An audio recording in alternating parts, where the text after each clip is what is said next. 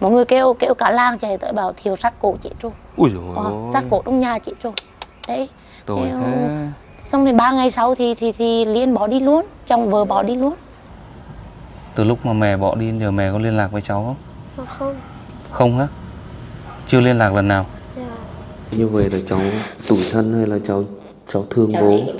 Thương bố. Hả? Cháu thương bố á? Lúc mà bố mất nó mới chỉ có được 2 tuổi thôi quý vị.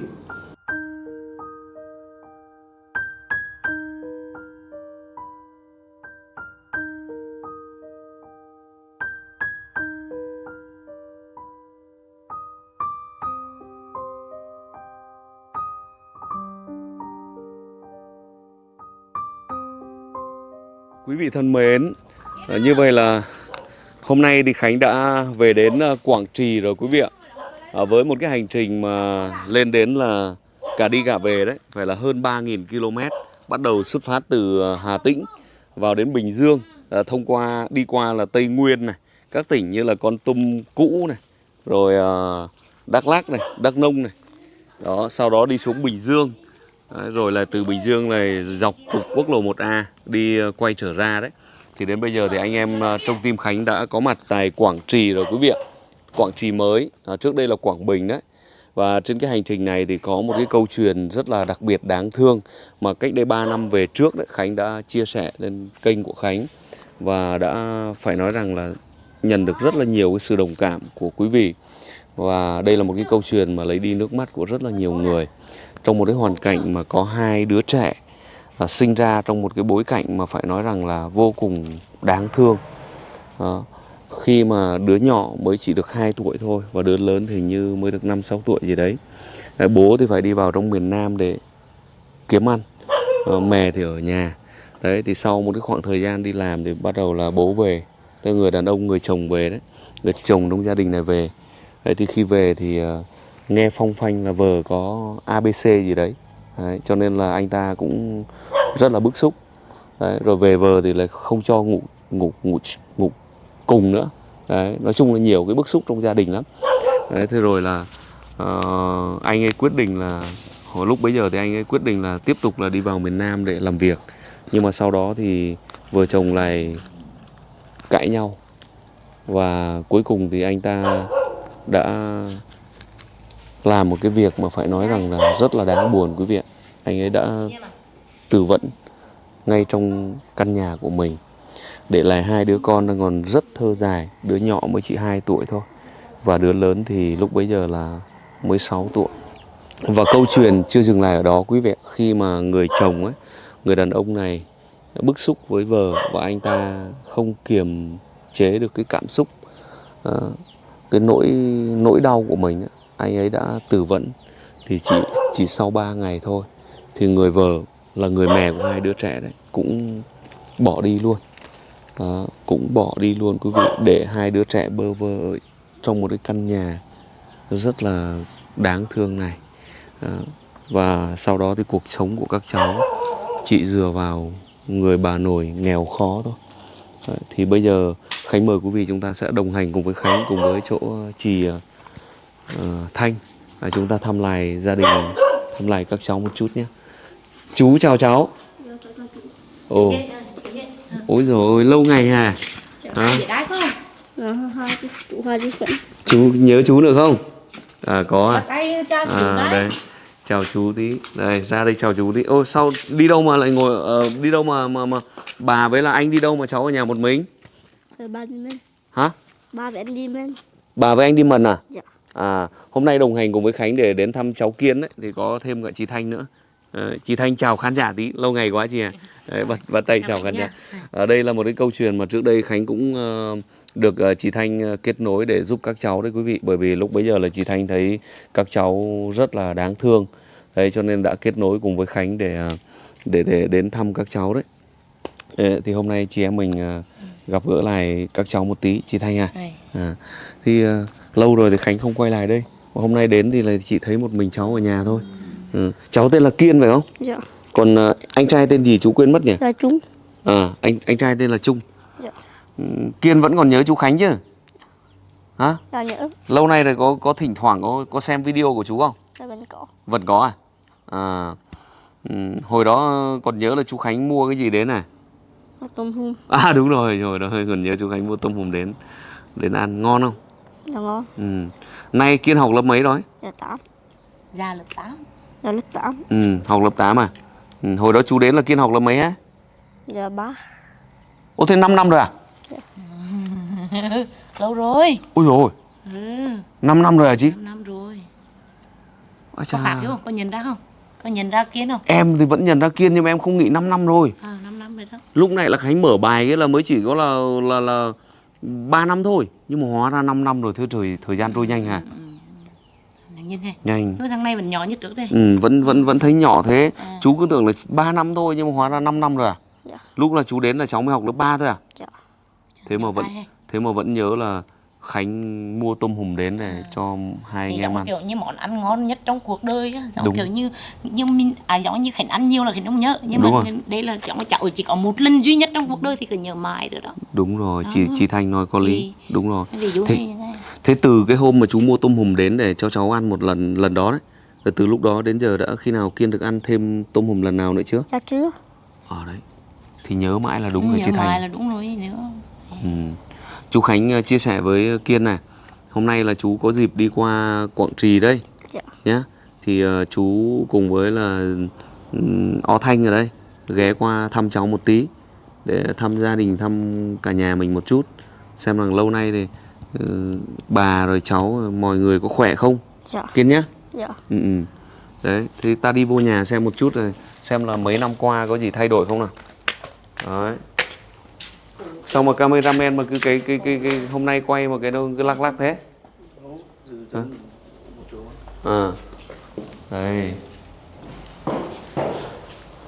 Lần rửa thôi. Vẫn thế thôi. Trên trên bàn thờ này là ảnh nào là ảnh của bố cháu? Dạ đúng. Bố hẳn là đây này. Bố. Anh đây là chủ ruột này, chủ ruột mất cách bộ là 2 năm. Tức là bộ của Kiên là mất 2 năm sau là em mất, em bị tai nạn mất. Em trai mất luôn. Em tai nạn. Ai chà. Xong rồi năm đó là ông mất, hình như ông mất trước luôn đó Kiên hả? Ông cổ á.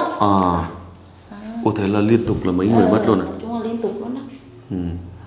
Tức là cũng chia sẻ với quý vị rằng là chỗ bố của cháu Kiên đây này là lúc bấy giờ là đang đi làm ở trong miền Nam đấy để kiếm tiền về nuôi hai anh em ăn học. Chị Thanh à? Đấy. Bà đi đánh cá trên tàu biển. Đi đánh cá trên tàu biển. Đó, thì rồi là ở nhà thì mẹ chăm hai đứa. Đấy, thì sau nói chung là cứ đi làm miền Nam cho lâu lâu lại về đấy. Thì cái dịp đó là Tết. Thì lúc đó là Kiên mới được 2 tuổi à? 2 tuổi. Kiên mới chỉ được 2 tuổi thôi. Thì bố về. Đấy, bố về 2 thì tuổi hay 1 tuổi Kiên gì hả? Dạ Nó hai. còn nhỏ lắm, 2 tuổi. Nó không biết. Đấy thì là bố về thì bố mới nghe phong phanh là kiểu dân làng đồn đấy đúng không? Dân làng đồn là mẹ có ABC gì đấy. Thì bắt đầu là hai vợ chồng mới có những cái khúc mắc đó là rồi mẹ của Kiên đấy cũng không cho bố ngủ chung nữa. Đấy, thì thành ra là cái bức xúc, cái xung đột nó càng mạnh hơn. Đấy, và nghe mọi người có chia sẻ là sau khi mà về mà thấy những cái tin đồn như vậy rồi là có những cái biểu hiện nó bất thường như thế đấy. Đấy, nó không còn cảm giác, nó không còn tình cảm nữa đấy.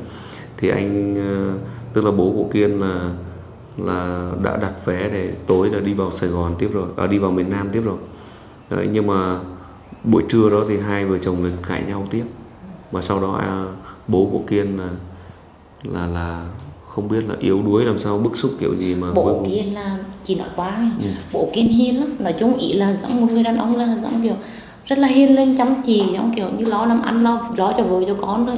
Nói chung là tính tin đông, hiền lên tử tế. Nói chung sống trong làng đi là mất về ai hết. Nói chung ý là chỉ biết làm mà làm để lo cho vợ cho con thôi. Chứ giống kiểu như ra Tết lễ đồ rồi chứ người ta nhậu nhẹt ăn chơi cho đấy là không. Vợ lo cho con, chị chủ vì chị ở gần quán nên là giống cũng được nghe giống kiểu cũng tâm sự nhiều á. Nhưng mà thấy là đúng là một người đàn ông mà giống kiểu như là mọi phụ nữ phải giống kiểu như là phải quan tâm, vì hiền mà thương giống nói chung lo cho vợ lắm, lo mà kiểu Không cần tâm sự mà lo, xong vợ ở nhà ở nông thôn đi mà vợ ở nhà mà giống chỉ cần ở nhà để những con chăm con thôi, lúc nữa là chăm con thôi, còn là mọi vấn đề kinh tế là bạn nữa là gửi về chăm lo giống đó, chứ không phải là để cho vợ phải lo lắng chuyện tiền nóng luôn đó. Rồi đúng là một người đàn ông đó. Thương quá quý vị. Khi mà tâm sự với Khánh đây là chị Thanh cũng rưng rưng nước mắt này. Thôi chị cũng thiệt đó, nói chung nghĩ là Và cháu Kiên đây thì khóc thút thít luôn. Tôi nói chung là nói thiệt, nói không phải là chị mê tín, cũng phải là chị trong hết bình thường là chị cũng ít khi mà nói chuyện sợ má môi lúc này nói đấy khác. Nhưng mà riêng kiểu bạn ấy là trước khi bạn mất là bạn có nói chuyện với chị gần như là đến 11-12 giờ đêm luôn. Thế à? Nên là giống đến bây giờ chị vẫn có cái cảm giác là giống kiểu như là có cái gì trong người á, giống ý mình cứ cảm giác là bạn quá chân tình, bạn quá kiểu như là gần gũi á. Cái đêm đó là bạn tâm sự đến 11 giờ đêm. Tức là trước khi đấy anh không phải là tâm sự là giống sẽ nghỉ quần mà nhưng tâm sự là nói là giống ngày mai em về chào chị, thì ngày mai em bắt xe của miền Nam như thế. Em đặt vé xe rồi, mình ngày là ngày mùng 5 hay mùng 6 Tết chứ đó, nói chung không nhớ nhưng mùng 5 hay mùng 6 Tết chứ đó là vào miền Nam để đi tàu biển tiếp ạ. Đến khi nghe là bất ngờ, nói chung là quá bất ngờ luôn, vì đêm trước con nói chuyện. Tức là đêm trước còn nói chuyện với chị. Sáng ra vẫn còn chuẩn bị đồ để đi, xong đoạn 9-10 giờ chứ đó là nghe là chị chạy ra mà chị không dám nhìn luôn. Thực sự là không dám nhìn luôn. Từ trong nhà bạn làm ở trong phòng luôn. Ôi giời, trong phòng ngủ luôn. tội nghiệp quá. Nói chung khi mà sự việc xảy ra là vợ vẫn ở nhà, vợ vẫn ở đây, vợ giặt đồ ngoài á. Đang nghe chị Thanh trò chuyện cùng với Khánh ấy, mà cháu Kiên tủi thân khóc đẫm nước mắt luôn quý vị, tội quá. Cháu nghe cô Thanh nói như vậy là cháu tủi thân hay là cháu thương bố? Thương bố. Hả?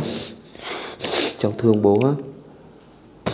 Lúc mà bố mất nó mới chỉ có được 2 tuổi thôi quý vị. Cháu còn nhớ hình ảnh nào về bố nữa không? Không nhớ á? Nhỏ mà, không biết. Nhỏ lắm. Nhưng mà cháu vẫn rất thương bố phải không? Thế sau khi bố mất rồi thì mẹ thì bỏ đi rồi. Từ hồi xưa đến giờ là cháu có thấy mẹ về thăm cháu lần nào không? Cháu không thăm. Thế cháu có khi nào nghĩ về mẹ không? Cháu chỉ nghĩ về bố thôi á? Tội quá, thương quá quý vị. Thương quá. Thương quá, chú rất là thương Kiên Kiên ạ. Tự nhiên ngày hôm nay chú đến mà chú thấy cháu không có gì thay đổi so với cách đây 5 năm về trước quý vị. Cũng cảm giác là người nó cứ còi còi như vậy. Nhìn mặt hiền lành. Tội nghiệp. Hôm nay đến chỉ có một mình Kiên ở nhà thôi. Khánh còn nhớ cái hồi đó Khánh đi đến trời tối, có bà rồi Kiên và anh Trung ở nhà nữa. Đó. Lâu nay thì con với anh với là bà vẫn ở đây chứ? Cho vẫn ở. Rồi hàng ngày thì bà đi làm gì ở Kiên? Nó chặt củi chứ. Hả? Chặt củi đi đụng nhựa chứ. Bà đi chặt củi à? Dưới này có bật được điện không? Dạ. Dưới này có điện không? Nó có nhưng mà bóng ấy, không biết định được không nữa. Bóng cháy cả? Em nữa. Thế là không sáng được à? Tối om rồi đằng sau quý vị. Không biết là cameraman đi quay coi nhìn thấy không? Thế ta đi ra sau này xem không? Tội nghiệp. Chị Thanh ơi, có gọi được bà về không? Để chị gọi cái chị chưa gọi với em nói được, chị cũng gọi. Bà đi làm ở xa đây không Kiên? Cháu không biết. Cháu không biết à? Thế ra đây bà ngồi. đi làm rừng, thường đi ra đây đi thuộc rừng cho họ đi thuộc rừng hay đi hái củi. Nhớ là hồi xưa. Ê, chị em đi nấu đấy đi. Hồi xưa là đi đến là luộc tôm hùm ngoài này đúng không? Bên ở mua đâu? Về được không? Về chưa gấp được không? Chú Khánh đến. Đi chưa như ai chở về gấp kẻ có chú Khánh kênh gặp ó đấy nè, gặp ó để thăm lại ó đấy nè. Mà xa không? này. Nếu mà xa thì thôi. 50 phút được không? Mà nãy chờ chạy về đó nè. Sao? Ba này để mà người trở về. À, các bà không biết đi xe á? Không. Hả? Không. À. Đi xe đạp. Xe máy À. mới không đi được. À, bà đi xe đạp á? Xe đạp đấy. Mới đi đây. À, nhưng mà bà có xe máy đâu mà đi xe máy hả? Có xe máy. Ừ. Thế Kiên đi học là đi bằng xe đạp Nhà á? trường hỗ trợ hè. Ừ. Lên hè. Ra Ai ngồi, cho chuyện là ai cho được kia? Cho ông Lương. Hả? Ông Lương. Ông Lương á. ừ. Ra ngồi chỗ hiên nhà đây chú cháu mình đã trò chuyện một chút thêm. À, Kiên. Ngồi đây ta lại nhớ cái hồi xưa ta cũng ngồi đây chị Thanh à? Tôm hùm đi. Hả? Chị đây chưa được ăn tôm hùm đi. Chị Thanh ngồi đây luôn đấy trò chuyện tí đấy. Chị Thanh mong ngài. Chị hay khóc. Chị Thanh nhiều cảm xúc quý vị. Nói chuyện với Khánh mà chị khóc luôn. Thương thiệt. Kiên thương bố ấy. Là bây giờ không nhớ một chút gì hình ảnh hồi xưa của bố đúng không? Lúc mà bố mất là nó mới 2 tuổi thôi chị. 2 tuổi thôi thì không thể biết được hả? Không nhớ được. Đang buồn, đang ẩm. Mà hạt cùng nhỏ, bản chất hạt cùng nhỏ. Bây giờ là Kiên con học lớp 8 rồi hả? Dạ. Có học được không? Được. Có thấy đi học có thấy khó không? Có thấy mệt không? Vẫn. Bình thường hả? Vẫn có mệt. Có mệt à? Nhưng học có giỏi không? Vẫn được. Vẫn được hả? Hôm nay chú Khánh chia sẻ với cháu này. Có cô chú Thành Lan đấy. Dạ. Ở bên Mỹ ấy. Mà hồi trước có gửi tiền về để tặng cho cháu đấy. Cho anh em cháu đấy. Nay là chú Thành với cô Lan ở bên Mỹ là rất muốn biết được cái cuộc sống của hai anh em, của ba bà cháu có gì thay đổi không. Nên là chú Khánh đến để chú Khánh quay cái video rồi gửi lên để cho chú Thành chú biết. Dạ. Và chú Thành cũng muốn biết được cuộc sống để rồi đâu đó chú có thể giúp đỡ cho hai anh em. Kiên ạ. Dạ. Thế lâu nay thì cháu thì chú gặp đây rồi này. Đấy thì vẫn chăm ngoan học, nghe cô Thanh nói rồi này. Thế còn anh Trung thì sao? Có Anh Trung đi Mần rồi. Anh Trung đi Mần rồi hả? Dạ. Mình chi? Anh Trung đi Mần chi? Dạ Đồng Hới. Đi về Đồng Hới mà á? Phải. Anh Trung nếu mà anh Trung đang tuổi đi học mà. Thì em đầu lớp 10. Hả? Thì em đầu lớp 10. Thí cháu nói rõ là thí đầu bạn công lớp, còn bạn công là vẫn đâu. Nhưng mà xa không đi học được. Thi không đầu lớp 10 á? Là không đầu công lập hay là sao? Không biết. Không biết. Ý là chị ở đây là chị biết là giống ý. Chị vô đây ngồi tí nói chuyện tí nữa. Trường... Đây bên này nè, ngồi bên này tí. Thế là ngoài đi là trường thì nó ở nơi là trường của cái khu vực mình là thường là có chỉ các thứ là thi thương đầu nguyện vọng công lập á là trường Trần Hưng Đạo cách đây khoảng 6-7 cây á. Là nếu như đầu trường nữa là có sẽ biết đưa đón đi hoặc là đi xe đạp điện hoặc là đô la vẫn gần. Nhưng mà do đây là Trung là nói thiệt là cũng được ba mẹ chăm lo, giống kiểu em hiểu hoàn cảnh như nữa. Trung hay là Trung à? Trung thì là Trung Kiên hả? Kiên nên Trung. là bạn này học ở cũng tâm ở mức độ là bình thường. Xong thì là thi Trần Hưng Đạo không đầu, nói với chị là thi Trần Hưng Đạo không đầu. Nhưng mà đầu Nguyễn Chí Thanh vậy là đầu ở trường học nghề ở trong Vĩnh Linh á. Tức là trường Nguyễn Chí Thanh thì cách đây khoảng 25 cây. Còn trường Vĩnh Linh thì cách đây khoảng 20 cây. Thì lúc nở ra thì mẹ cũng nói là để mẹ chỉ tâm sự lại với chị như nữa. Là gọi muốn cho cháu đi học cái tôi. Nhưng mà lúc nữa là nếu như đi học 2 trường nữa thì là một á, là về Nguyễn Chí Thanh thì phải ở trọ. Là nếu như tính sơ là 1 tháng là tại thời điểm đó là khoảng 4 triệu cả ở trọ rồi cả tiền trọ rồi cả tiền học là 4 triệu vì phòng trọ là 1 triệu rồi. Mà đi về đó xa không? Đi về 25 cây. Ôi xa. 25 cây mà giống như đó là bữa xong đó mẹ tính nói nếu như mà sức mẹ là không có khả năng để mà nuôi trò như được. Thế là nói là thôi chưa đổi phương án lại là cho cháu đi xe máy. Thì nói là đi xe máy thì tuổi của cháu lại chưa đủ để mà đi xe máy được. Mà đi xe điện.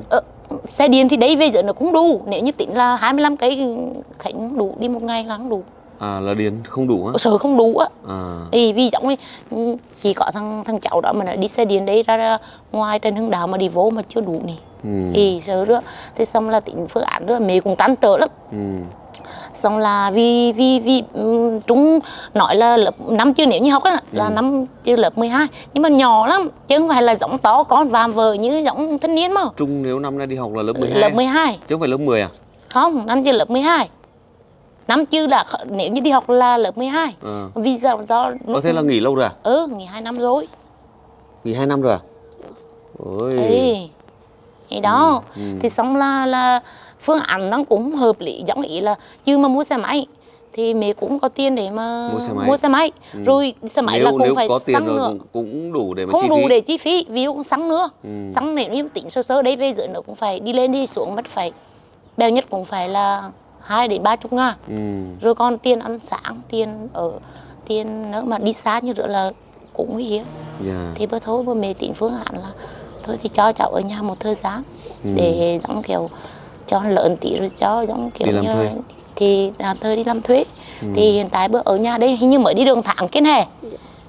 Bán nhỏ lắm chứ không phải bán to, bán tí tí à. Nên là chứ đang hình như đi chạy ban dưới quán ăn ở dưới Đồng Hới vắng kia. Hình như rứa nghe mẹ kể rất vì chị ở đấy thì nghe mẹ kể nó là vô hầm bạc với này thân mừng chứ Trung đi mình rồi. Bữa nói là mình chi này là mình ở dưới Đồng Hới mà chạy ban cho họ. Mà họ cùng ý là chạy ban ở thì họ nuôi ăn nuôi ở. Đó bữa đưa đến đấy cho ó được 1 triệu hay 1,5 triệu chị đó ý như rứa. Đó là có đưa về cho mẹ như rứa. Là nghe mẹ kể rồi chứ con hồi chưa mẹ về đã rồi thực hư chuyện đang thì trong nhà đấy chứ. Nhưng chỉ hàng xóm thì mẹ kể đang thì biết rửa thôi. Cũng đấy. Gọi là nắm sơ sơ rồi thôi. Đấy thì qua cái lời tâm sự chia sẻ của chị Thanh thì quý vị chúng ta cũng được biết là bản thân cháu Trung ấy, là anh trai của Kiên ấy, thì là học cũng trung bình đúng không? Trung bình. Học cũng trung bình cho nên là không thi đầu được cái trường Trần Hưng Đạo là cái trường gần đây. Đó. Cho nên là nếu mà muốn tiếp tục đi học thì là phải đi học ở một cái trường xa hơn, là cách đây đến 25 km. Mà 25 km thì cái chi phí đi lại rồi là xe cộ rồi là ăn ở các kiểu ấy, là thành ra là mẹ tức là bà nội của các cháu là không đủ để mà lo cho các cháu được. Thế đành phải là để cho cháu ở nhà. Đó. Và từ đó muốn để ở nhà cho đến giờ để rồi là để nhà để cho nó cứng cứng lên một tí, rồi sau đó có thể đi làm thuê để phù bà để nuôi em.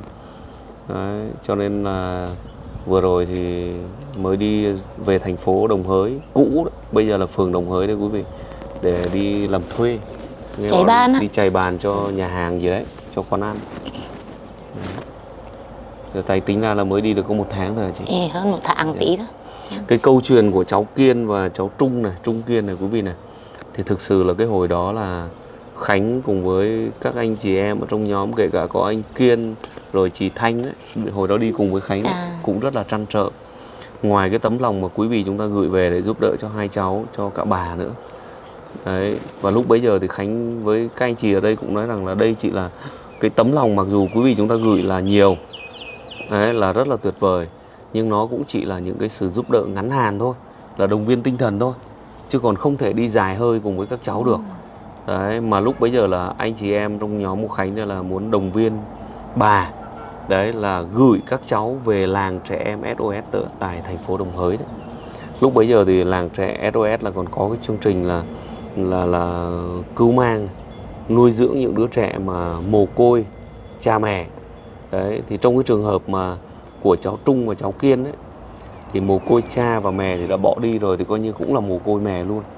Đấy, và làng trẻ em SOS lúc đó là thầy Ninh ấy, giám đốc của trung tâm làng đó là cũng sẵn sàng đón nhận rồi, nhưng mà bà là không đồng ý. Em phải thông cảm cho bà. Nói chung là ý là phải thông cảm, hết sức thông cảm cho bà. Cũng phải ai muốn như rứa, nhưng mà do lúc đó là em nghĩ bà mới mất mát quá lớn, vì giống 2 thằng con trai.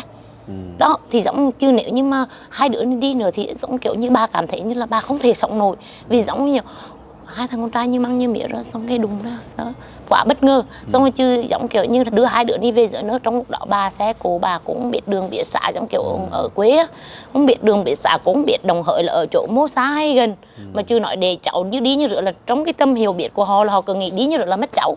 Ý đi như rửa là giống kiểu là ý là rồi cháu đi một tháng rồi không về với miền nữa đó, nghĩ rửa mà thương cháu rồi mà thương cho bản thân nữa, là chứ hai đứa cháu đi rồi thì biết dựa vô cái chi để mà giống có động lực để mà sống tiếp á, hiểu không? Bà cũng tâm sự, giống bà cũng nói như đó, vì cái lúc đó là mới em lên là thằng cu anh mới mất, thằng cu em mới mất đó, thì giống kiểu nói chung nỗi đau trong nỗi đau nên cũng kiểu là đôi lúc mình chị lúc đầu chị cũng trách ba, là nói là sao tự nhiên người ta cứ mang đồ này nọ bà không đồng ý, nhưng sau cũng hiểu lại nếu như đặt trường hợp mình là ba thì liệu mình có sống tiếp được khi mà giống kiểu như tự nhiên mọi người thân trong nhà mình cũng còn ai bên cạnh mình nữa đó, mình phải hiểu được là giống kiểu không phải là ai ưng ai muốn chi rồi hết đó.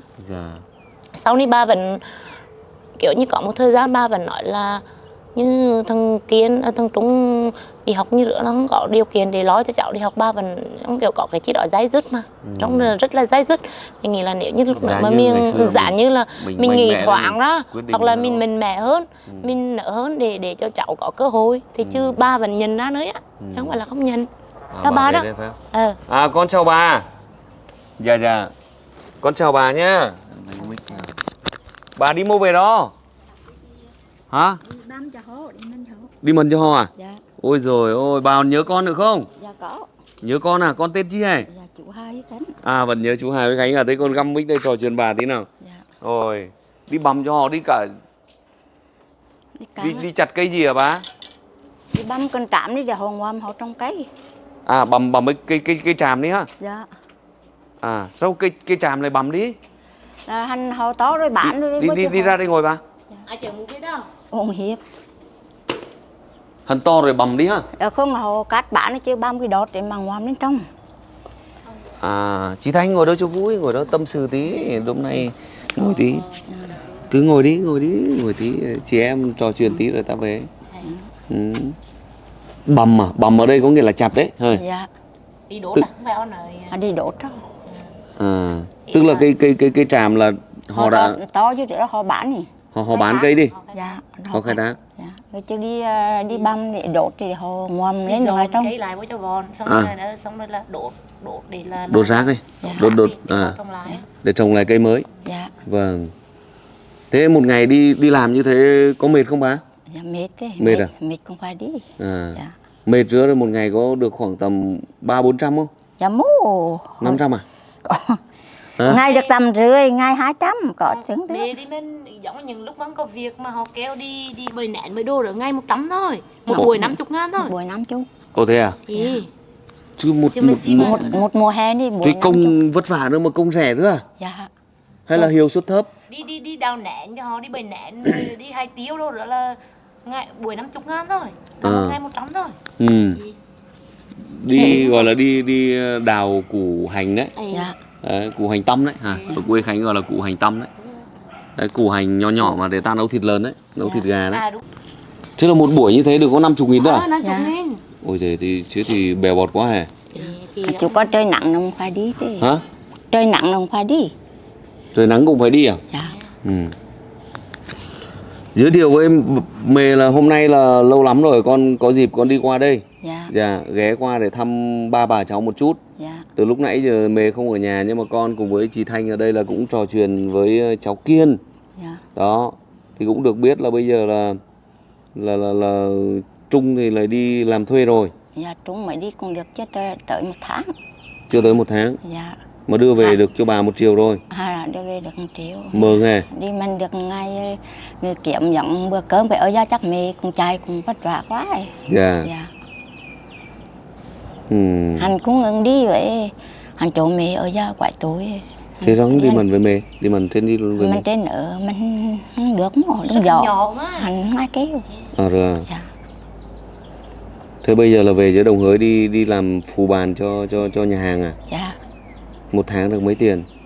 1 tháng thì không biết họ cho được mấy cho thì mới đi thì tôi không biết nữa. Mà nghe lúc này chị Thanh bảo là đưa về cho mày được triệu rồi. Dạ đưa về đâu được 1 triệu rồi, chứ nửa tháng họ cho được 1 triệu đưa về rồi. Mơ không? Dạ mơ. Mơ. Thế rồi là không đi học nữa, bỏ học. Dạ đi thi đợt cấp 3 ngoài đi thì thi không đậu. Mới đi học. Trong đi thì hắn nói đi quậy ngại mà vô trong hắn sợ người tự xử nan ý đập hắn sợ hắn đi.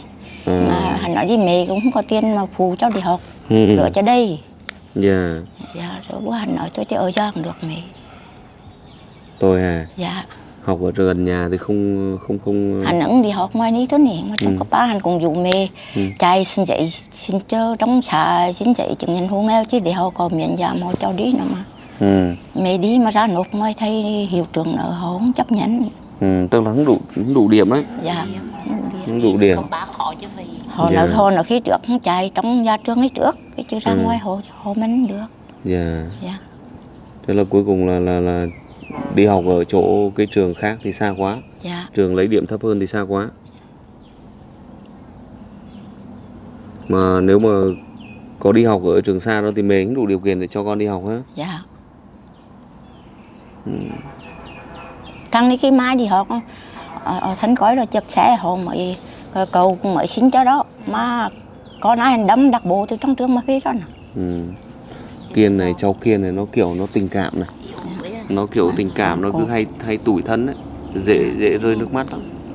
Đấy bây giờ lại rưng đấy. Kiên nhìn thẳng lên nó.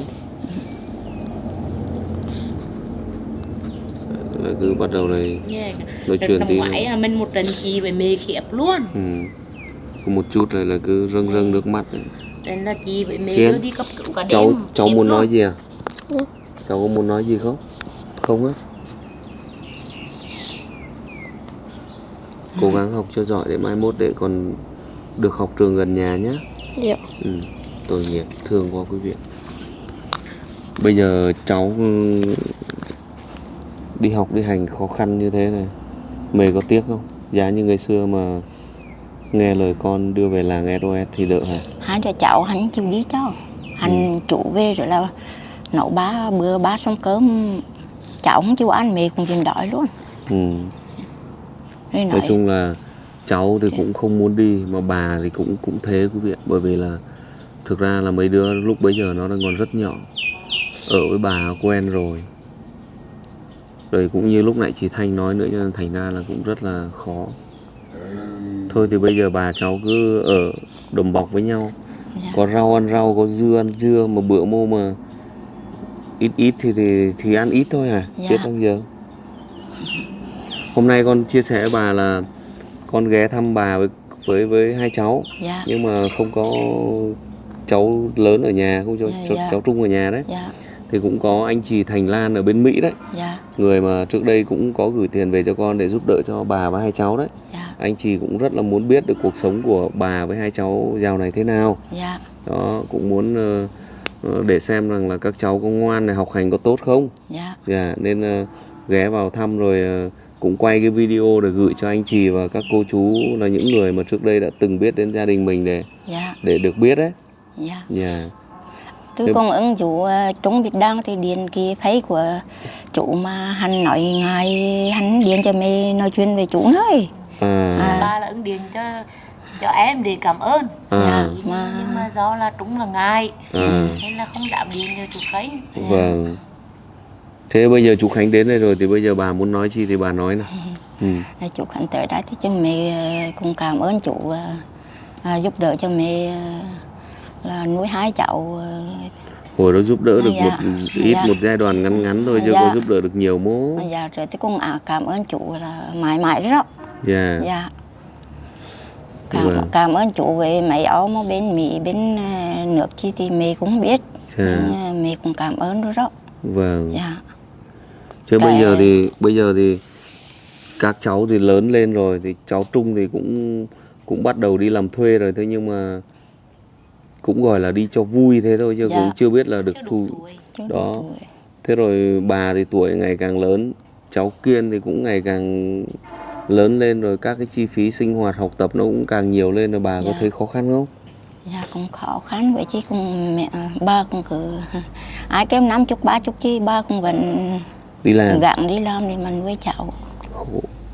Biết là năm nay bà bao Dạ. nhiêu tuổi rồi nhưng mà răng hàm trên là cũng gần hết rồi quý vị. Cũng đi. Ba mà có con thì còn hàm răng ba không tí mà chứ ba cộng hiện cho 2 cháu thì ba cũng không muốn trồng răng. Dạ. Bà năm nay mấy tuổi rồi hả? Dạ cũng được 62, 63 chứ đó. Mới có 62, 63 tuổi thôi quý vị. Đang ít tuổi hơn cả bố mẹ Khánh ở nhà nữa. Dạ. Thế nhưng mà nhìn bà khắc khổ vất vả. Đấy. Nhìn người đấy quý vị chúng ta biết. Răng hàm trên là bây giờ nghỉ ngơi hết rồi. Tội nghiệp.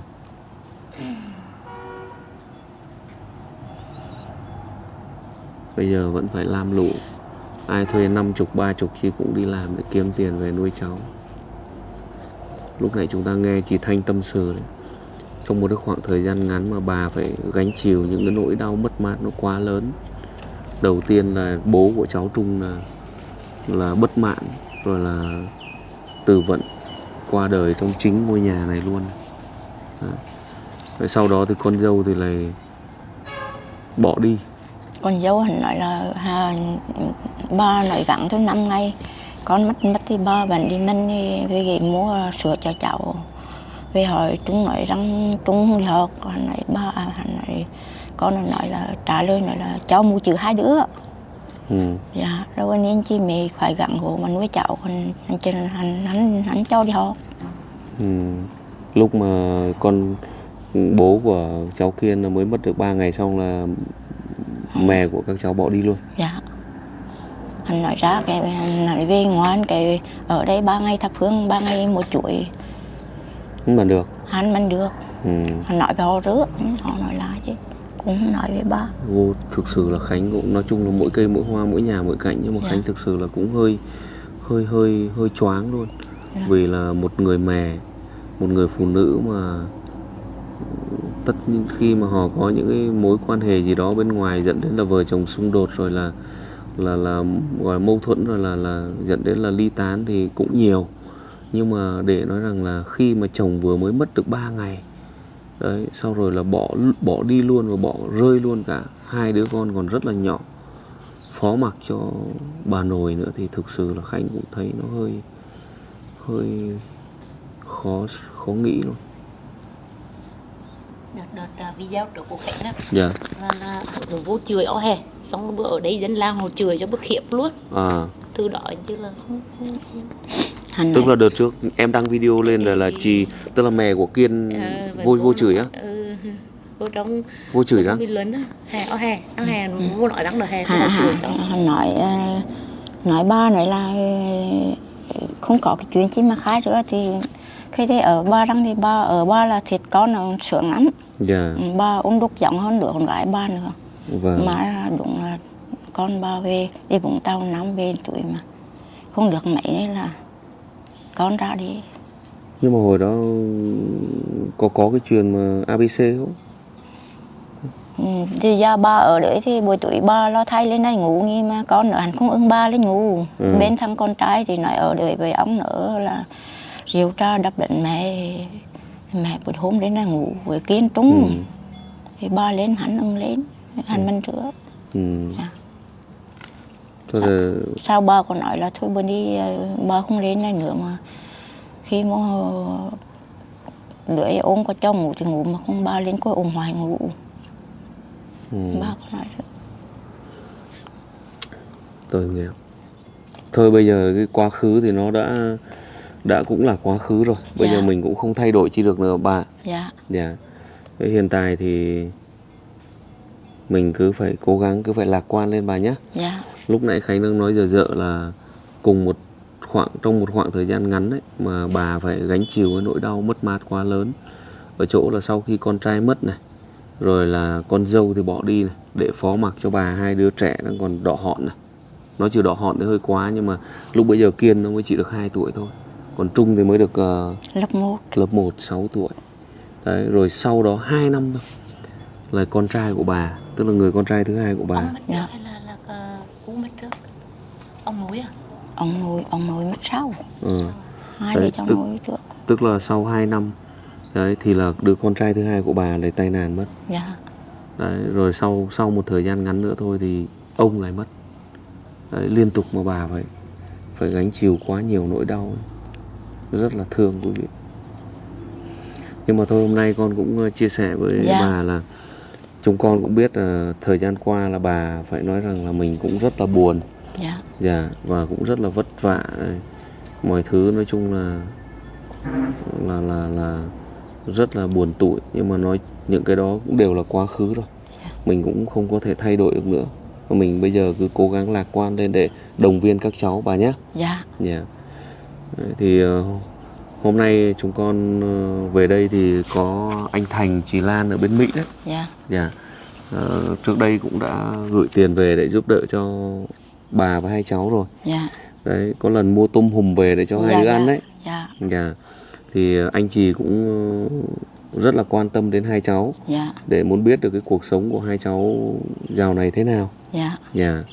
Đấy, và luôn thể thì anh chị cũng có gửi về cho con một ít tiền. Dạ. Dạ, là 200 đô la Mỹ. Dạ. Đó. Bây giờ bà biết 200 đô la Mỹ là mấy tiền không? Dạ không. 100 đô là tương đương với là 2,6 triệu đấy. Dạ. Dạ. Đấy thì là anh chị có gửi về cho con 200 đô để tặng cho bà và hai cháu. Dạ. Nhé. Dạ. Để cũng biết là bây giờ là bước vào năm học mới, con cũng không biết là Trung nó nghỉ học rồi đâu. Dạ. Thì anh Thành có nói là đây là món quà đầu năm học mới để tặng cho hai cháu, có thể mua thêm vài bộ quần áo, dạ. sách vở gì đấy, dạ. để tiếp tục đến trường. Dạ. Bà nhé. Thế cảm ơn chủ á. Dạ dạ. Cảm ơn chủ với ó Dạ, dạ. Lan ó với chủ chị bên Chú Mỹ. anh Thành, chị Lan. Dạ. Anh Dạ, thân dạ. chủ thân chị là ó Lan á. Dạ dạ dạ. Ừ. Kiên nhá, đây này, quà của chú Thành với là cô Lan ở bên Mỹ này, tặng cho cháu đây này. Với bà này, con cầm đi. Ừ. Con có muốn nói gì với chú Thành không? Cháu cảm ơn chú. Con nhìn lên ống kính. Con nhìn lên ống kính á. Cháu cảm ơn chú với chú. Có thích ăn tôm hùm nữa không? Sao? Sao? Dạ không. Cháu không. Từ lúc đó đến giờ bây giờ mới ăn được có một lần mà. Dạ. Mà đến giờ không muốn ăn thêm à? Dạ không. Răng rứa. Đắt à? Thương quá. Khôi ngô đẹp trai này. Thế mà mẹ là không quan tâm gì, buồn thật. Bố thì lúc nóng dần buồn tủi rồi là bố nghị quận, và bố tử vận thì thực sự là chúng ta cũng rất là xót xa rồi.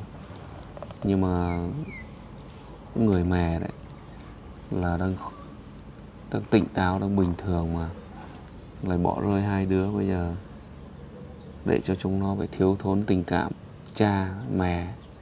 Bây giờ bà thì cũng vất vả để mà lo cho hai đứa, thương quá.